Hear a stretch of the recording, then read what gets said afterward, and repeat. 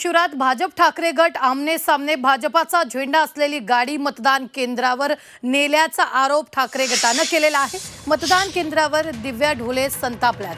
ही मोठी बातमी आताच्या क्षणाची आपण पाहतोय। भाजपचा झेंडा असलेली गाडी मतदान केंद्रावर शिवरात भाजप ठाकरे गट आमने सामने आल्याचं आपल्याला पाहायला मिळतंय। या संदर्भात ताजे अपडेट देत आहेत आपले प्रतिनिधी कृष्णात पाटील। कृष्णा, नेमकं काय घडलंय? भाजप कार्यकर्त्यांनी झेंडा लावलेली गाडी ही मतदान केंद्राजवळ नेल्यामुळं ठाकरे गटाच्या कार्यकर्त्यांनी त्याला आक्षेप घेतला आणि त्या कार्यकर्त्यांमध्ये वाद निर्माण झाला होता।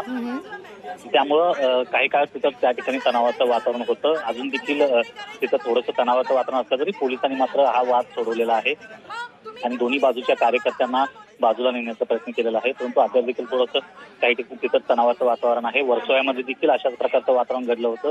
ओशिवरामध्ये देखील असं दिसून येते जेव्हा दोन्ही गट हे आमने सामने आलेले पाहायला मिळत आहेत आणि एकंदरीतच तणावपूर्ण परिस्थिती जरी असली तरी पोलीस तिथं असल्यामुळं जो वाद आहे तो आणखी वाढू न देता दोन्ही बाजूच्या कार्यकर्त्यांना बाजूला सांगवण्यात पोलिसांना यश आलेलं आहे। निश्चित धन्यवाद कृष्णा, ताजे अपडेट देण्यासाठी। आम्ही वेळोवेळी तुमच्याकडून या संदर्भातले ताजे अपडेट घेत राहणार आहोत। तुर्तास आपण पाहतोय ओशिवरात भाजप ठाकरे गट आमने सामने आले।